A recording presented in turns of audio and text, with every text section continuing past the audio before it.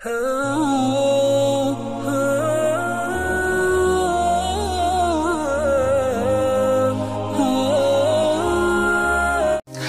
अलैकुम दोस्तों, कैसे हो? उम्मीद है कि सब खैरियत से होंगे। अल्लाह आप लोगों को ऐसे ही खुश रखे। मेरी आज की बातों को अगर आपने गौर से सुन लिया और उस पर अमल कर लिया तो सास बहू का झगड़ा खत्म हो सकता है। बहरहाल खत्म होने से तो रहा, लेकिन कम जरूर हो सकता है। इसलिए आज का वीडियो सास भी देखें, बहू भी देखें, बेटा भी देखे और नंदे भी खास तौर से देखें। देखिए, सास और बहू के दरमियान उमूमन यानी आम तौर पर इब्तिदाई फिजा यानी शुरुआती माहौल बड़ा आइडियल होता है। सास को देखो तो वो बड़ी बहू बहू बेटी बेटी करती है, और बहू को भी देखो तो हर वक्त अम्मी अम्मी करती रहती है, क्योंकि बहू अपने ख्वाबों के घर में आ गई होती है, जिसका तस्करा उसने अपनी अम्मी के मुंह से चलते फिरते कई बार सुना होता है। उसकी अम्मी अक्सर ये कहा करती थी बात बात पर कि यहां नहीं अपने घर जाकर कर लेना, ये यहां नहीं अपने घर जाकर होगा। यानी ससुराल ये उसका असली घर है, ये उसको बताया गया होता है। और बहू भी यानी दुल्हन इसी को यानी ससुराल को ही अपना घर समझकर हिरनी की तरह कलाचे मारती फिरती है। मगर हमारी जमहूरी हुकूमत की तरह ये खुशगवार फिजा ज्यादा दिन नहीं चलती।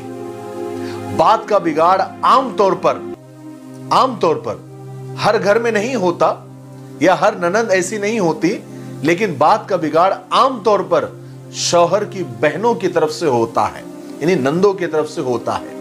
वो मां के कान भरना शुरू कर देती है, क्योंकि वो दुल्हन की हम उम्र होती है अक्सर, और दुल्हन भी अभी बच्ची होती है, और दुल्हन अपनी नंदों की सहेली बनना चाहती है, और दूल्हे की बहनें यानी नंदे बहू के सास बनने के चक्कर में होती है, और उसे बार बार उसके सब्र को आजमाने की कोशिश करती है और अपनी अथॉरिटी जताने की कोशिश करती है।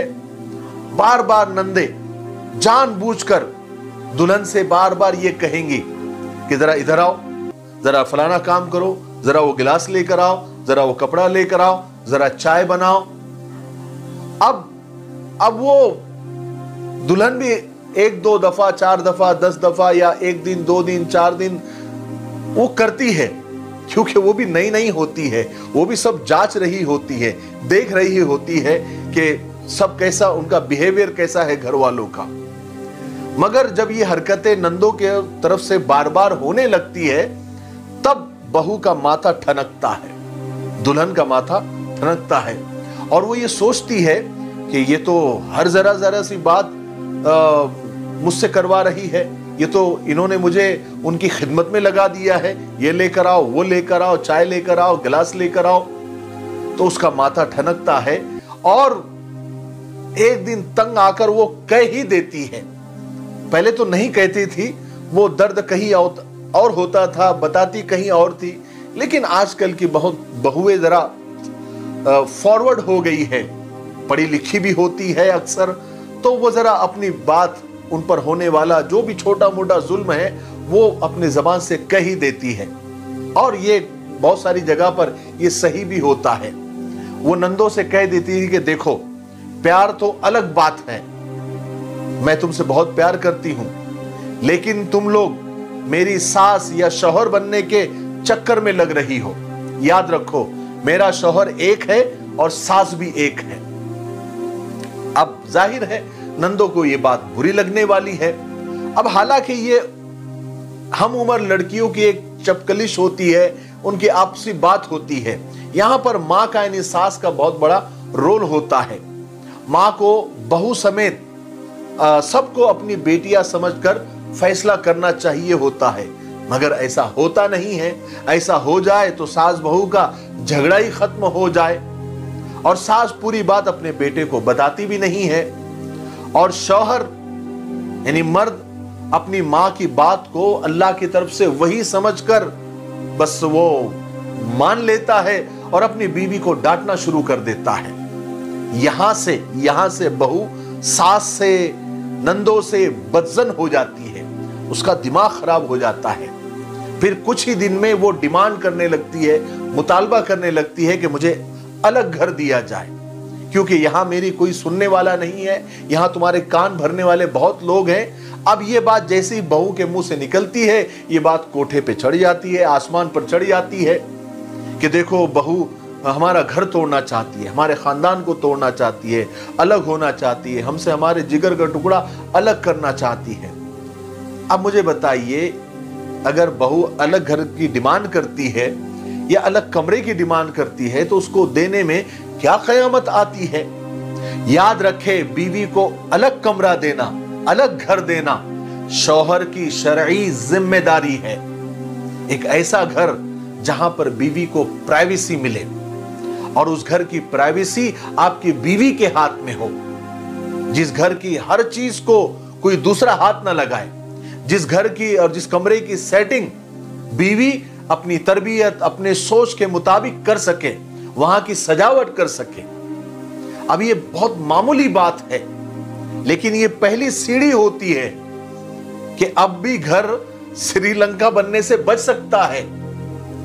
उस औरत को अलग घर देकर, अलग कमरा देकर बहू के, दुल्हन के हुकूक को तस्लीम कर लिया जाए, उसके राइट्स को एक्सेप्ट कर लिया जाए, मगर बात को इतना बिगाड़ा जाता है, इतना बतंगड़ बनाया जाता है कि मर्द की छठी आने से पहले पहले तलाक आ जाती है, या बेटा माँ बाप से अलग हो जाता है और उस घर की लंका को आग लग जाती है। मर्द असल में आम तौर पर यह समझते हैं कि उन पर माँ बाप का इतना हक है कि उनके हुक्म के खिलाफ वो कुछ भी नहीं कर सकते। ये मर्दों की यानी बेटों की बहुत बड़ी गलत फहमी है, जिससे बहुत सारे घर उजड़ गए हैं। इसी सोच ने बहुत सारे घर उजाड़ दिए हैं। हर बात चाहे वो नाहक भी हो, माँ बाप की मानना क्या जरूरी है। याद रहे, बेटा एक जज है जिसे वालिदैन यानी माँ बाप और बीवी दोनों के साथ इंसाफ करना है। सोचिए, अगर आप जज हैं और आपके माँ बाप किसी मुजरिम के बारे में, किसी खूंखार मुजरिम के बारे में ये कहे कि इसको जमानत दे दो या इसको छोड़ दो, तो क्या उसके कहने पर तुम उस मुजरिम को छोड़ दोगे और बेगुनाह को लटकाना शुरू कर देंगे और फिर तुम सोचेंगे कि तुम सीधे जन्नत में चले जाएंगे? ऐसा हो सकता है? अगर कोई बीवी, कोई दुल्हन, कोई बहू ये डिमांड करती है, ये मुतालबा करती है कि उसे अलग कमरा दिया जाए या उसे अलग घर दिया जाए, तो ये उसका मुतालबा बिल्कुल जायज है, ये उसका हक है। ये मैं नहीं कह रहा हूं, ये शरीयत कहती है, ये इस्लाम कहता है कि ये उसका हक है। और सिर्फ माँ बाप के कहने पर मैं किसी का हक नहीं मार सकता। आप कुरान करीम को पढ़ो तो सही तर्जुमे और तफसीर के साथ, तो आपको पता चलेगा कि कुरान करीम ने मियाँ बीवी के हुकूक, राइट्स और फराइज पर सूरते के सूरते नाजिल फरमाई है, रुकू के रुकू भर दिए हैं, इतने जाब्ते, इतने कानून, इतने रूल्स बता दिए हैं। ये एक समाजी मुआहिदा, एक एग्रीमेंट है जिसमें दोनों को बराबर के हुकूक और फराइज तय कर दिए गए हैं। ला ताअत लि मखलूकिन फी मासियतिल खालिक। खालिक के कानून तोड़ने में मखलूक में से किसी की भी इताअत नहीं की जाएगी। जो अल्लाह का कानून है वो कानून है। किसी की भी कहने पर, चाहे वो माँ बाप क्यों ना हो, अल्लाह के कानून को नहीं तोड़ा जा सकता। अगर मेरे वालिदैन मुझसे कहे कि मैं रात भर एक टांग पर खड़ा रहूं, तो मैं खड़ा रहूंगा, क्योंकि वो मेरे माँ बाप हैं। इसमें किसी का हक नहीं मारा जाता, वो मेरा इम्तिहान है। मगर मैं उनके कहने पर किसी की जिंदगी बर्बाद कर दूं, ये मुझसे नहीं हो सकता। जो मेरे घर में है वो भी एक जान है, उसकी मासूम निगाहें और उसका मोहब्बत भरा दिल और उसका सादा जहन मुझसे ये उम्मीद करता है कि मैं उसके हुकूक का, उसके राइट्स का दिफा करूं, क्योंकि मैं उनका हीरो हूं। मैं उसवा हूं और उसके लिए मैं दुनिया का सबसे ताकतवर इंसान हूं और बहुत रहम दिल हूं। मैं उनकी उम्मीदों पर और तवक्कुआत पर इसलिए पानी नहीं फेर सकता कि मेरी मां अपनी बेटियों की साइड लेकर मेरा घर उजाड़ना चाहती है, तो मुझ पर भी जरूरी है कि मैं अपनी औलाद की साइड लेकर अपना आशियाना तबाह होने से बचाऊं। अगर मैं नहीं बचाऊंगा तो कौन बचाएगा? जैसे मेरे माँ बाप का हक मेरे ऊपर है, इसी तरह मेरी बीवी का और मेरे बच्चों का भी हक मुझ पर है। और किसी शौहर को यह हक हासिल नहीं है कि वह अल्लाह के हुक्म को मनसूख करके अपना हुक्म जारी करे। ना माँ बाप के लिए जायज है कि वो अपने पावर का नाजायज इस्तेमाल करे। अल्लाह के यहां पूछ होगी। एक बार दिल पर हाथ रखकर आप जरा सोचिए, क्या आपको अच्छा लगेगा?